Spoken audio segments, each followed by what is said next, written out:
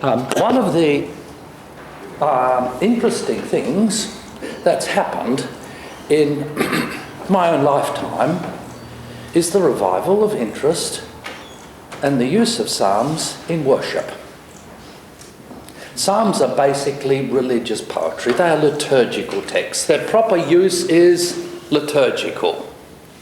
And one of the funny things that happens in church history is that in certain times people develop a kind of colour blindness. Certain parts of the Christian heritage are lost for some reason. And that in itself is an interesting question. But then what's equally interesting is that for some spontaneous reason, from a human point of view, but maybe by the work of the Spirit from God's point of view, all of a sudden, all over the place, people rediscover the same thing. And one of these things that's happened without anybody pushing it, without any big movement, is the rediscovery of the Book of Psalms right across Christendom and right across the denominational spectrum, from the Pentecostal end through to the Catholic end of the scale, is the rediscovery of the Book of Psalms. Now, that's what we're going to look at with you. I don't want to have a lot of introductory stuff. Just a few things about the assessment side of things. Oh, no, yes, there was something else I was going to say. Always when you begin a new field of study, it's good to get your head around it as a whole. So I would advise you, say if you're doing, the history of the Reformation, to go into an encyclopedia right at the beginning and read a short general summary of it.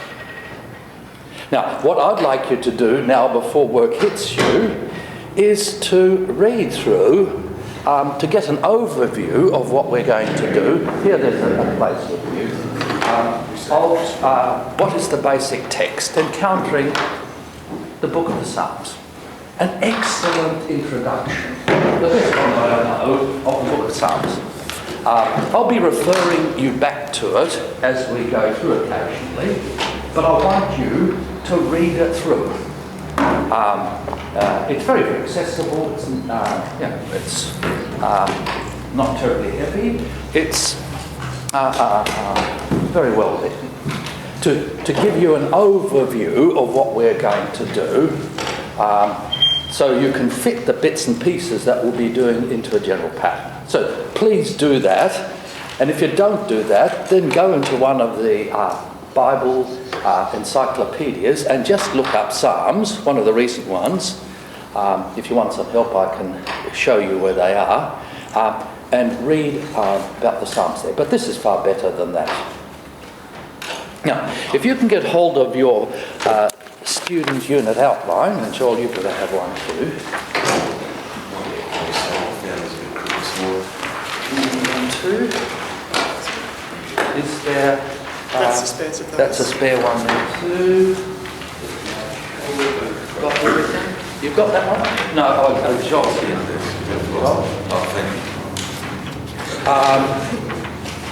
You can look at this yourself, and I don't intend to go through it at any great length. But I want to go through the assessment because I want to go straight into the first unit of assessment. Now, what I'm going to do is to give you basically two kinds of assessment. The first kind of assessment is what I'd call formative assessment, in which I get you to do, hand into me, 3 basic exercises, in which I don't get you to do an exegesis as a whole, where you need to deploy the full range of exegetical skills, but just to look at 2 or 3 important skills that you need to hone if you want to make sense of Psalms. Now, Psalms are poetry, and you need to analyse them and read them as poetry. And 2 of the most important skills that you need to develop are the ability to see what the Psalm says.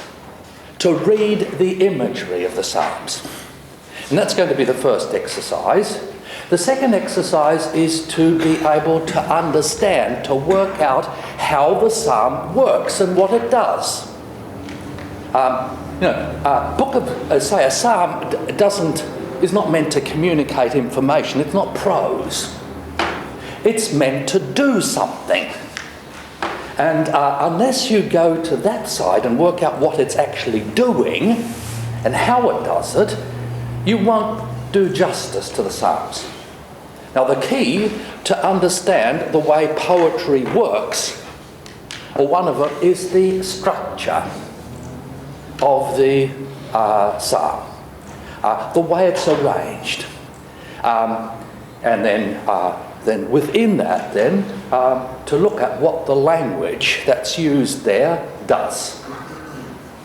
Now, today I want to focus on the analysis of imagery, which will lead you then to the first exercise. If you have a look at there, I want 3 analytical exercises to develop the literary skills needed for the exegesis of Psalms. Notice this is 40%. And this is not going to involve a great deal of written work, but a lot of thinking, and to develop your analytical skills. The first exercise is to analyse the use of imagery for 3 different groups of people in Psalm 91. Imagery for God, imagery for the psalmist, and imagery for the angels. Now, by the way, the term psalmist is a technical term that's used by biblical scholars for the speaker in the Psalms. It's a notional term. The psalmist, there's no such thing as the psalmist. The psalmist is the speaker in a particular psalm. The second exercise is to look at the literary and functional structure of Psalm 25. Literary means the way it's arranged as a piece of literature.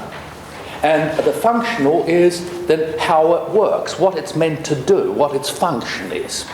The function of something is what it does. The third exercise is a combination of those two, to look at the structure and imagery and the way these two interact in Psalm 103. Now, basically, these are not essays, but I want you to do it in tabular form, and I'll demonstrate the first of this today, and then on Friday I'll be giving you demonstrate the other aspect of it. Dr. Kleinig? Yes? I've got there that it's 1,500 words. Is that for the 3? The 3 together. And I'm not going to be fussy about that. I don't mind if you come in well under it. Because particularly for this exercise, the KISS principle applies. Now, the shorter the better, because you need to nail it. Say, for example, I always find out that people who don't get it waffle. And if you get it, then you can nail it down in a couple of words and phrases. You've got it. Huh? So you won't be given credit for your much writing.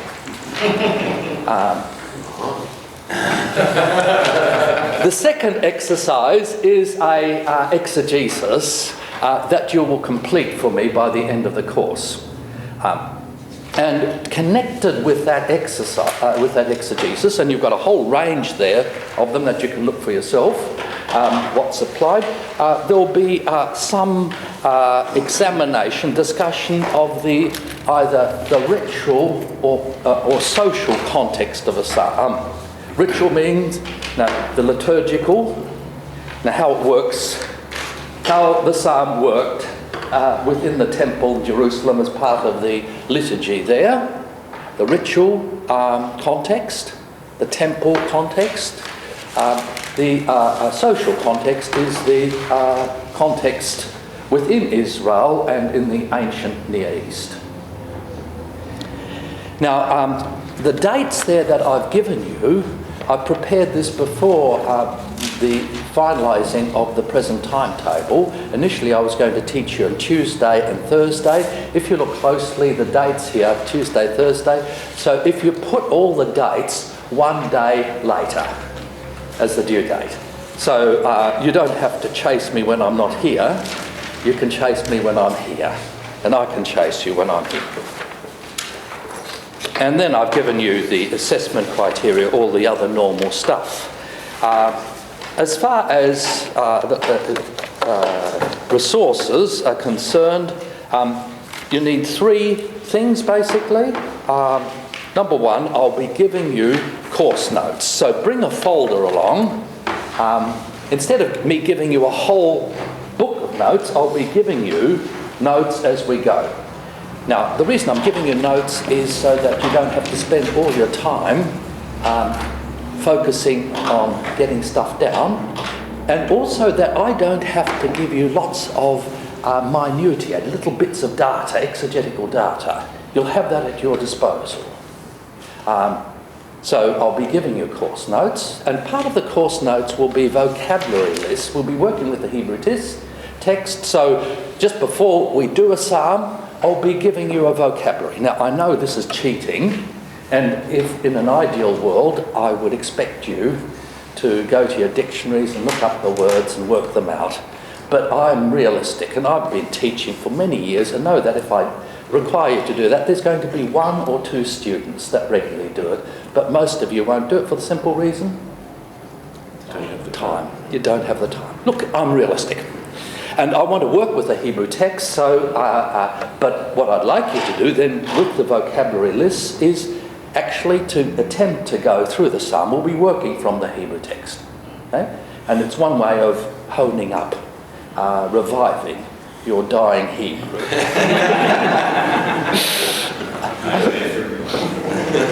So course notes required. You'll be required to work with the Hebrew text. Now the technical one is the Stuttgartensia, that's for your exegesis, but normally speaking, just bring in your Bible Society one, or you don't even have to bring the Hebrew text in. I'll put the Hebrew text on OHP. So we'll be working from OHP, Hebrew text. But please bring in your own Bible. Now, just as far as Bibles are concerned, particularly with Psalms, most modern translations smooth and iron and dumb down the poetry. Now, one of the features about poetry is that it is multi-dimensional. It's never just one thing. It has a whole range of dimensions to it. If you like, it's not black and white, it is multicoloured. And it also has a music text to it, so it's a coloured picture with a musical accompaniment. What do translations always do? They turn colour into black and white and they dumb down, and you have to do it. There's the old saying, translator, traitor. Translator, traitor. Now, one of the reasons you learn the original languages is to get some of the riches that are in the original text. So we need to work with the Hebrew text, but also if you want to know which are the most, it's probably most helpful, although they don't communicate best, get the most literal translations. And the most literal translations that you get are the King James Version is a formal equivalent. And the modern version of that, the New King James Version, is the most literal of all the modern translations. And what it does when it adds a word for meaning is puts it in italics. I'll give you one example of that in the psalm we're going to look at shortly. But if not, English Standard Version is the most literal of the current modern ones. But guess which is the worst? Not the NIV. Oh, Good News. Good News Bible is terrible when it comes to Psalms because it turns all the poetry into the most bland prose and gets rid of the imagery and the music and colour. Everything's lost, basically. The other book that I've referred to is Encountering the Psalms. If any of you want a general reading list, I could give you one that I have, but it's so huge that it's basically impossible. If you just want to get some idea of what's been written on the Psalms, just in terms of monographs, just go into the Psalm section of the library and you can see the huge amount of material there. I've cherry-picked a few of the key texts as far as I'm concerned. Any questions on that? Just Sorry? ask if you have any of this in PDF format that you could, electronic format, like everything that I have on, typed out like this is available. You just email me and I can send it to you. And you can have it in advance, and you can have it there, and you can bring your computer and put stuff in if you want to. So yes, any of this is available electronically. I won't automatically mail them to you because there's tons and tons of files, and I don't want to give it to people who don't need it. Now, I want to talk. Any questions? Other questions generally on the course? So, two kinds of assignments. There's the analytical skills assignment, and then there's the application of the basic skills in a formal exegesis. Now,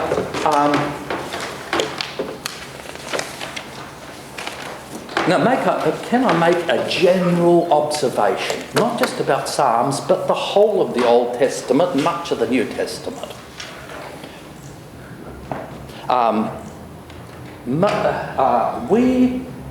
Ever since the Enlightenment, we in the West have been trained in our whole education system to think abstractly.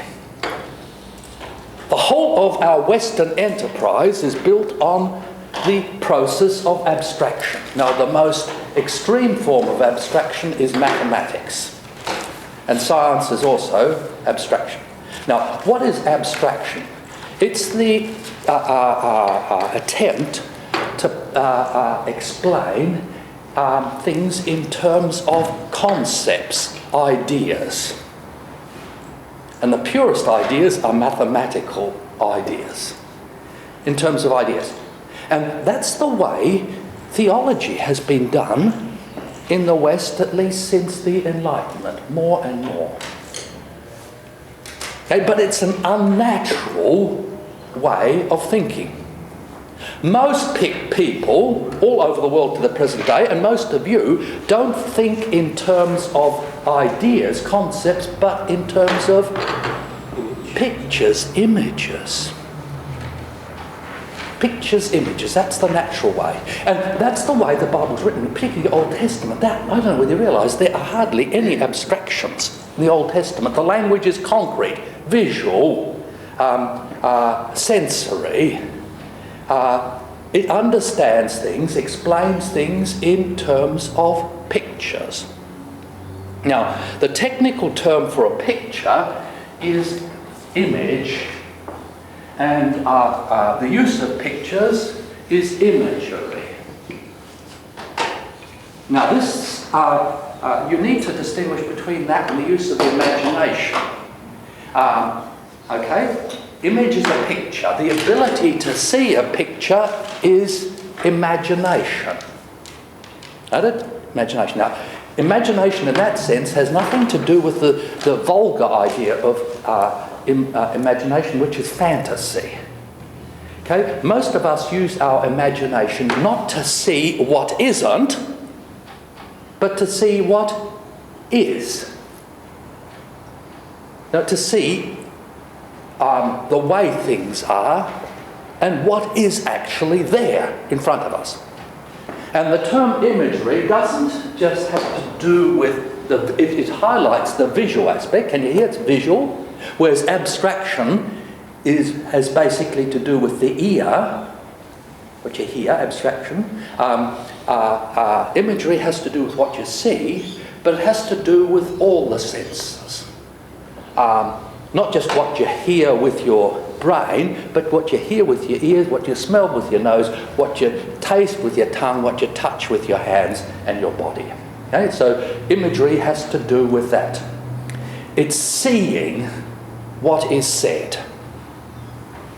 Now, I would put to you, and one of the, and this is one of the findings of much work that's been done on language by philosophers and students of language, is that most of our language basically operates in terms of imagery, either more or less explicitly. Okay, now I want to have a few things now to say about the use of imagery in psalms, and I've given you a handout there which summarises this. I see what you're saying. You see, Thank you. it's interesting. It's too early, John. If you see what I say, you've got it. I've noticed a shift in common language, by the way. People used to say, I understand what you say. Now there's the shift to feeling. Although some people, increasing number of people say, instead of I understand, I see it. I get it. And until you see it, you don't get it. Oh, by the way, too, I was going to say that one of the writers in the New Testament that you need to get to grips with is Paul. Now, you run into a lot of difficulty if you try and understand terms like reconciliation, atonement, justification in terms of concepts. You won't get them until you see what the picture is in these terms. If you want to understand Paul, or any part of the exegesis, not just Psalms, get the picture and then you've got the idea. Get the picture, you've got the idea. Any questions on that? I hope I've made sense. This is not rocket science, it's really quite simple, but it's very, very profound in its implications. So it's what we use in poetry and music. Poetry, music, art, television. The whole of television has re-accentuated the fact that we communicate basically not abstractly but visually in terms of pictures. And the essence of television is advertising, which is all to do with imagery. If you understand imagery, look at advertising. It has all to do with imagery. Now, can you see that? Okay. The use of imagery in the Psalms. The imagery of poetry consists of the picture language that it uses to show us what it says. For all words convey pictures as well as concepts. You get the picture. It's not to understand it, you need to see what it says. The most reliable, concrete, deepest level of language always has to do with pictures. We're using pictures all the time. Now, most of those pictures we use are cliches or dead metaphors. Politicians are masters at using cliches and dead metaphors. Just listen to Mr. Rudd and you'll hear one cliche after another. And Mr. Abbott too. Cliche is a... Cliche? Have you know the term cliche?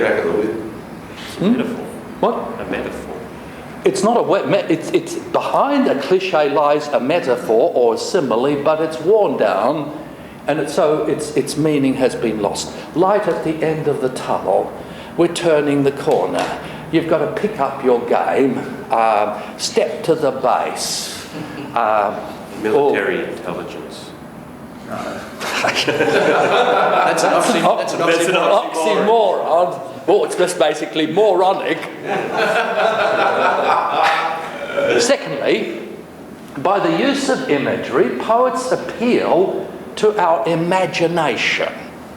Now, the imagination is the ability to see concretely, to see physically, by getting us to see what they say, and not only see what they say, but to see as they see somebody or something. So if I use imagery, you not only get to see what I'm seeing, but you get some idea of to get into my mind, and you can see reality as I see it. You step into my shoes and you see as I see it. So this is particularly important for religious poetry and the Bible as a whole. Imagery doesn't just get us to see what God sees about us, the world, and he sees things differently, totally differently to us, but for us to see not just what he sees, but to see as he sees. It gives us, in some limited way, the eyes of God, the spectacles that he wears when he looks at his world and us.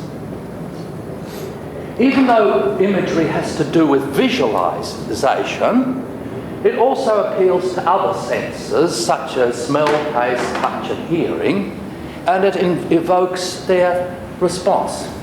We say, that stinks. Now, that's using imagery, but it's not using visual imagery, it's using olfactory imagery, nose imagery. Like all religious poetry, the Psalms give us a vision of God and ourselves in relationship to God. Psalms often use stock imagery to compare something unfamiliar and unknown, like God's character, with something that is familiar and well-known, like a rock. We'll be coming across this in the psalm we have a look at. Everybody knows what a rock is, so that's familiar. And one of the ways you enlarge your capacity to understand and experience is by going from the known to the unknown. Now, every teacher knows that that's the fundamental way of teaching. You start off with what's familiar, known, and you use that to reach out into what is unfamiliar and complex and unknown. So use stock images, but very often in a new and surprising way. Now, what you need to watch out in the Psalms and the whole of the Bible is the deployment of the Kleinig principle. Now, the Kleinig principle is look for the unexpected. Where you get something that is a cliche that's turned on its head. Now, something which is a worn-out picture, but it's turned around. I'll give you some cases of that shortly.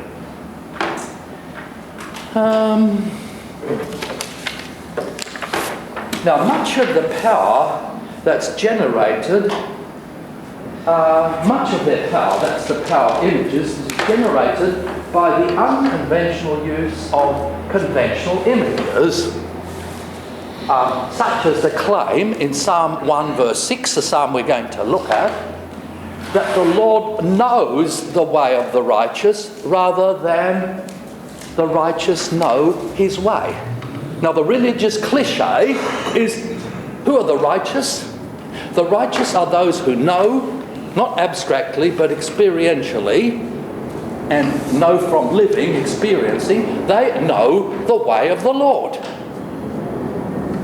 Now, what does Psalm 1 do? Turns it on its head and says, the Lord knows the way of the righteous.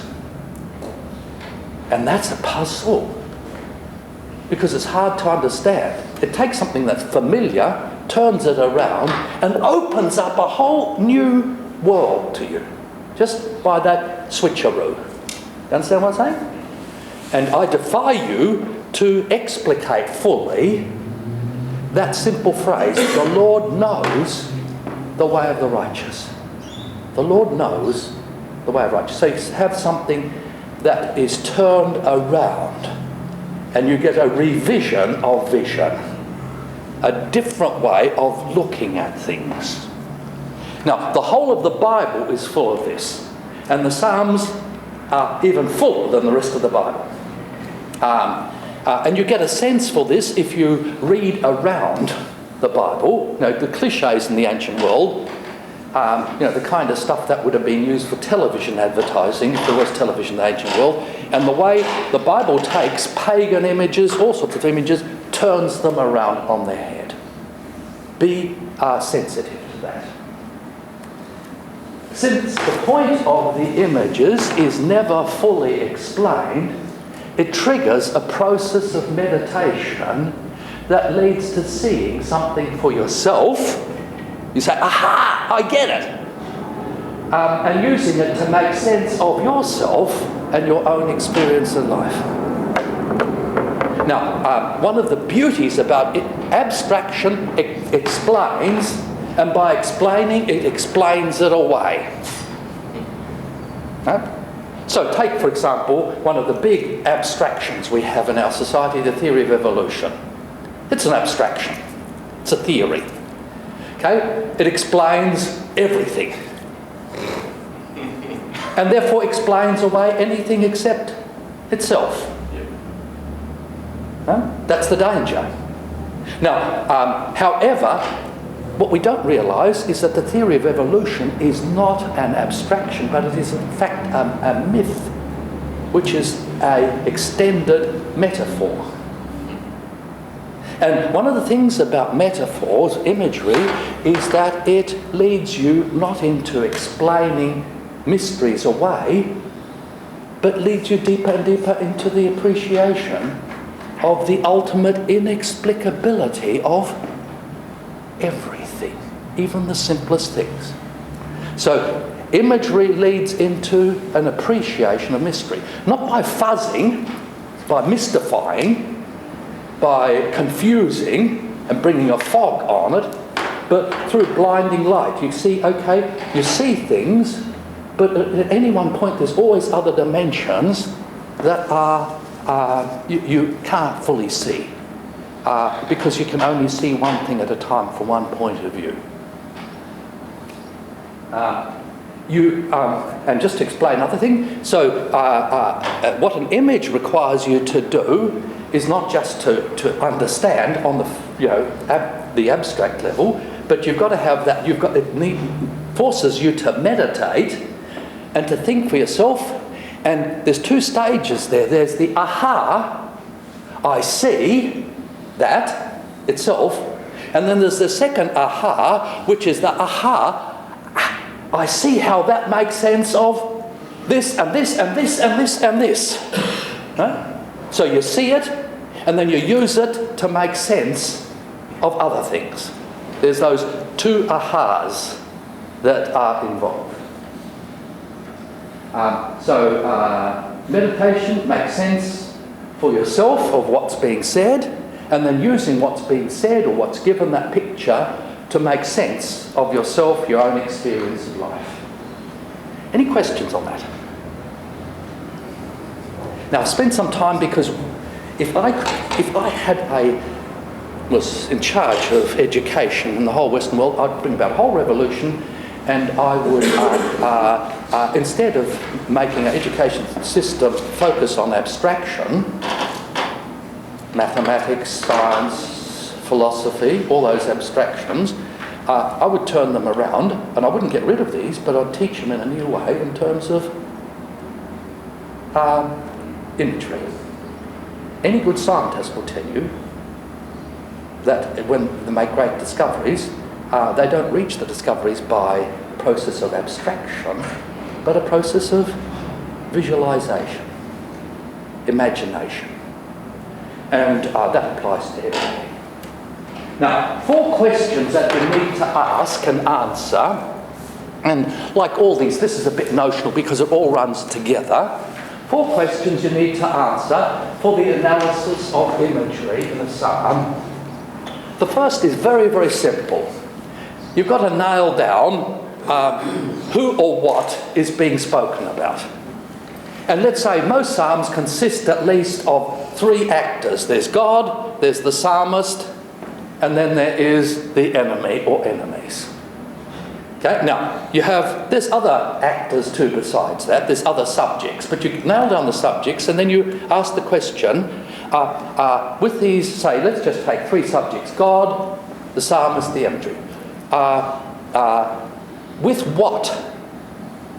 With whom or what is God compared? With whom or what is the psalmist compared? With whom or what are the enemies compared? Because imagery also always involves comparison, not identity. God is a rock is not identity, but saying that God is in some ways like a rock. And what you need to work out then, what's left unexplained, how and to what extent God is like a rock. Right? How, that leads to the second question, how is the one like the other? Thirdly, how is this image used elsewhere in this psalm and elsewhere in the Psalter and the Old Testament? Sometimes the image by itself is very puzzling. You can't read it, you can't see it. You understand it, the words are clear. But you can't see what it's getting at. Okay, now quite often the clue to that, in most cases the clue to that lies elsewhere in the same psalm. Because what you do, what good poetry does, is has two kinds of metaphors or imagery. There's the key metaphor, which is the picture that basically is unfolded, not just in one verse, but across the whole psalm, or a number of key images which are gradually unpacked within the psalm. That's so you look within the psalm. If you can't get the clue there, then you look within other psalms because they operate with the same tradition of imagery. If you can't get the clue there, then you go to the rest of the Old Testament. And in some cases, to get the full force of that, and usually that's all you need to do, but to get to the full force of it, sometimes you've got to go elsewhere in the ancient world to Egyptian theology or mythology, Babylonian mythology, or what's close at hand is Canaanite poetry and imagery.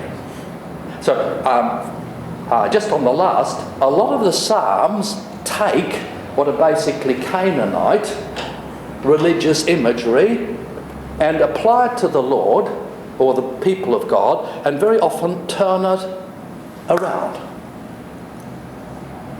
We'll be coming across some cases of that. Can you see the way it works? You take what is pagan, and that's what every missionary does,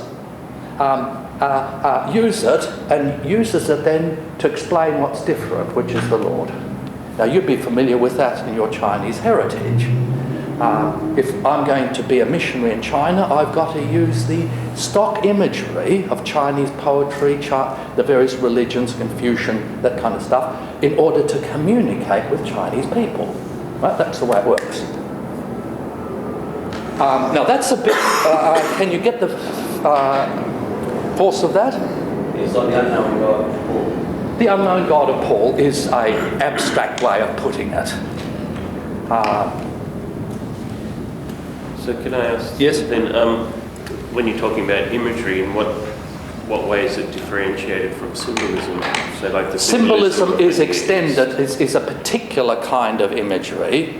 Okay, imagery is fairly general, but you get within imagery, you get similes, this is like that, metaphors, this is that, the Lord is a rock, the Lord is like a rock, a simile, the Lord is a rock, a metaphor.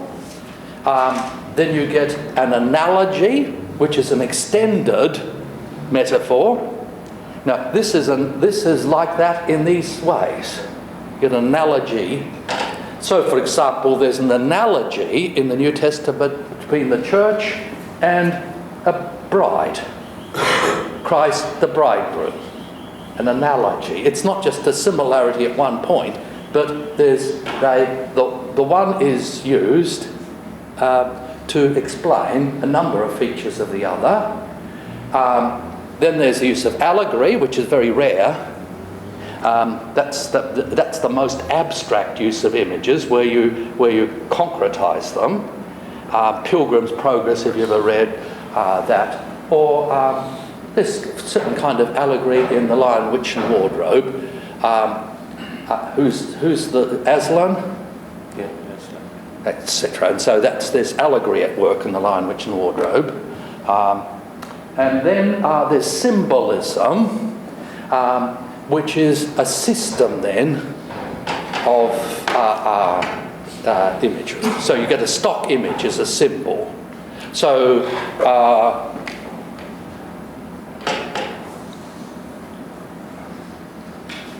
McDonald's. everybody knows now that McDonald's, that's a symbol. Notice it works, doesn't work direct as a simile does. It doesn't say McDonald's is like that letter M, but this stands for McDonald's. It's a figure for McDonald's. Or this.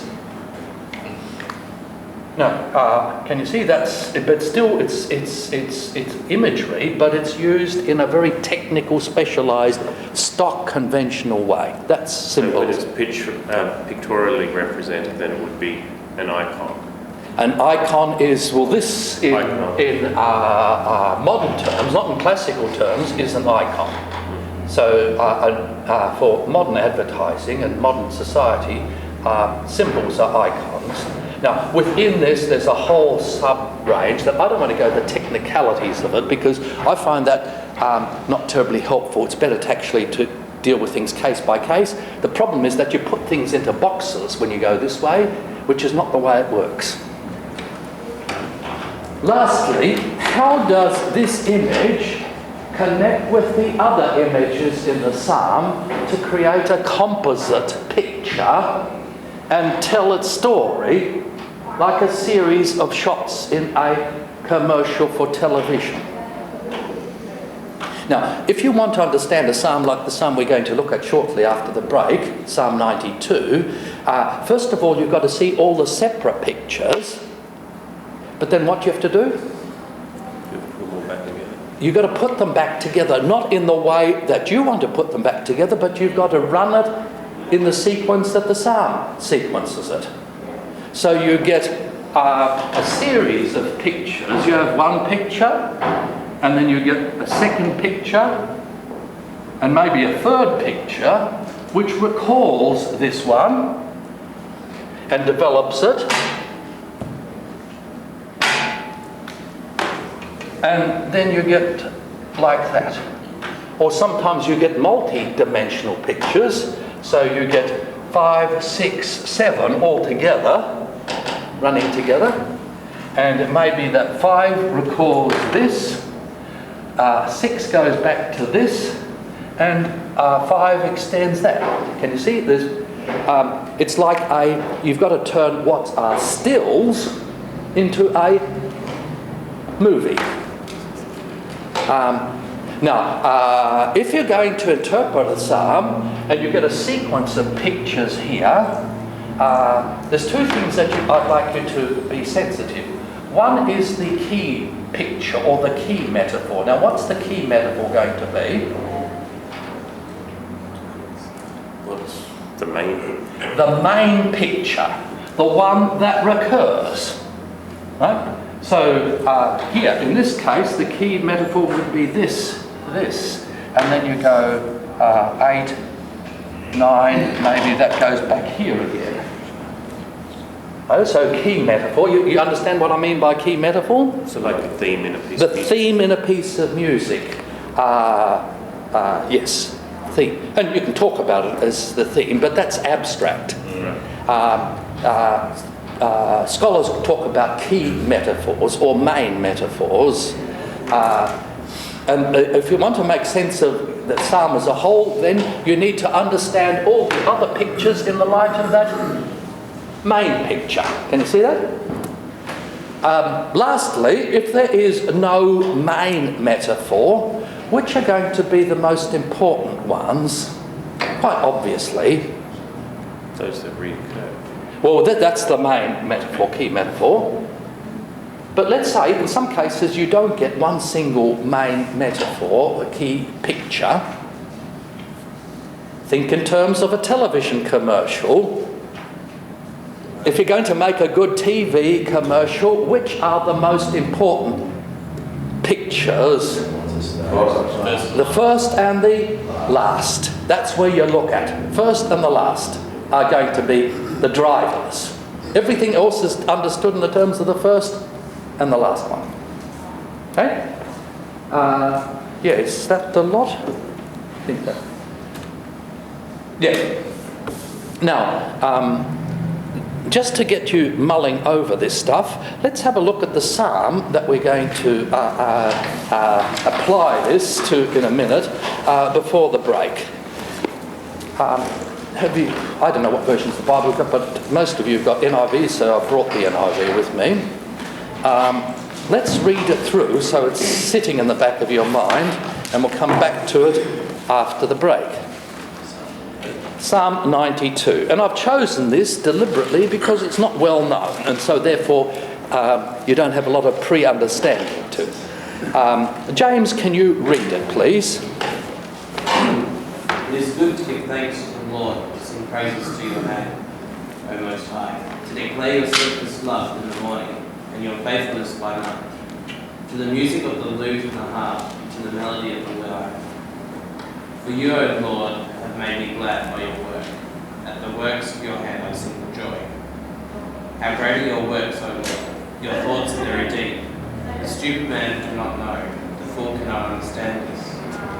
That though the wicked sprout like grass and all evildoers flourish, they are doomed to destruction forever. But you, O Lord, are on high forever. For behold your enemies, O Lord, for behold your enemies shall perish. All evildoers shall be scattered. But you have exalted my horn like that of the wild ox. You have poured over me fresh oil. My eyes have seen the downfall of my enemies. My ears have heard the doom of my evil assailants. The righteous flourish like the palm tree, and grow like cedar in Lebanon. They are planted in the house of the Lord. They flourish in the courts of our God. They still bear fruit in old age. They are ever full of sap and green, to declare that the Lord is upright. He is my rock, and there is no unrighteousness in him. Now there's three basic subjects in this psalm. What are the basic subjects? The people or things that are spoken about. There's God, there's the psalmist, the enemies, and actually there's a fourth one, the righteous. So you get a scenario, if you like a drama, there's four actors. The main actor is God, the next main actor is psalmist, and then you get two other subgroups. There's the enemies, and then there are the righteous. Okay, just one thing that I'd put to you before you go to the break, to illustrate the principle of translator-traitor. Can you read again, in your translation, verse 11? My eyes have seen the downfall of my enemies. My ears have heard the doom of my evil assailants. Okay, has anybody got a different translation? New King James. Yep. My eye also has seen my desire on my enemies. My ears hear my desire on the wicked who rise up against me. And is anything done with desire there in that text? It's in italics, which indicates what? As added. It's added. What's the original form? Just cut out desire, and you've got the Hebrew, which we don't have time to look at. My eyes have seen, yes, Just my enemies. on my enemies, actually it is. My eyes have looked or seen something, X, on my enemies. And my ears have heard X on my opponents. Now, what strikes you about that? Why is it that all translations add something there? It doesn't make immediate sense. Now, what translations do is they dumb it down, and they do your thinking and meditating for you, and they put X marks the unknown, and it ceases to be an X and it becomes a no. So take something that's meant to get you thinking, and does it for you. But notice that it's X, it's unknown. Now, there's many cases of that, but this is a fairly dramatic case. My eyes have looked on my enemies. Usually, look has an see the something on my enemies. My ears have heard the something on my enemies, or my ears have heard on my enemies or about my enemies. My eyes, the most literal level will be, my eyes have looked at my enemies and my ears have heard about my enemies, about my assailants. Now, what's unknown there is what is heard and what is seen. A riddle. Now, a riddle is a puzzle. What this translation does is all translations do, is dumb down and turn a riddle into a statement. Let's have a break and we'll go through this and analyse the imagery after the break. Now, you all have the handouts, do you?